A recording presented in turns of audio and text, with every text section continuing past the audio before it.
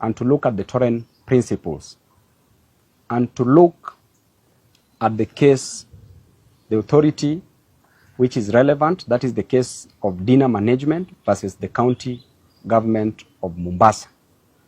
And the case clearly shows all the 4 principles of the Torrent system. Number 1, the mirror principle, that states clearly that whatever one has in his custody should be equivalent to what is at the registry. Thank you very much, fellow Kenyans. I'm Babu Owino, Member of Parliament for Embakasi East constituency. I want to talk about the Kirima's land question or the Kirima's land saga. Next week, the 17th day of January 2024, Court of Appeal bench shall be sitting to determine the admissibility of the appeal that is before the court.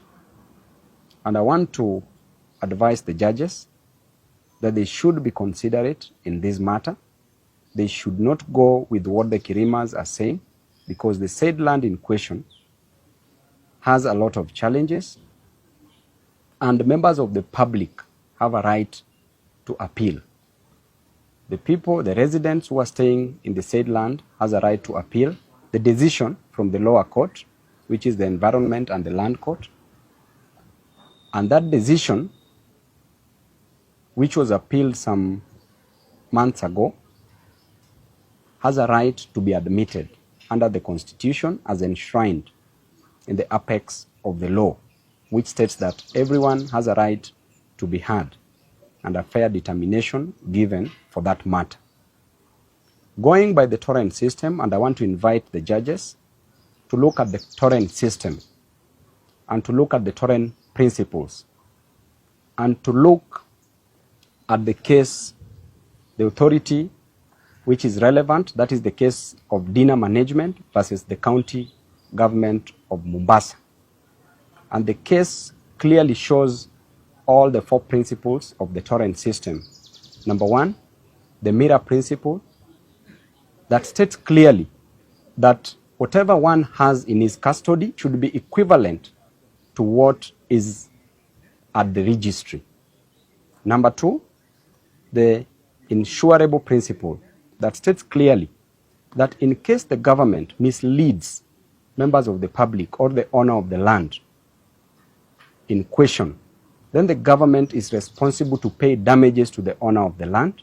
The government is responsible to indemnify the owner of the land, as in our case, where the Minister for Lands misled members of the public to believe that the said parcel of land belonged to the Kirimas, yet the said parcel of land belongs to the Dominicos. Number 3 is the curtain principle. The curtain principle states clearly whatever is happening on the ground should be the exact thing happening at the back of the registry or in the registry. And lastly, the indivisibility principle, that states that ownership of land, there can only be one owner of a parcel of land at a time.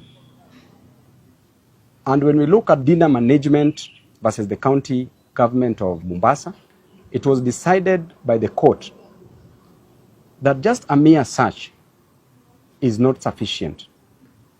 Just ownership, having ownership or being in possession of the title deed is not enough proof or enough evidence to ownership of a parcel of land. And therefore, a root search must be done to determine the history. A root search of the title must be done to determine the history of the title in question.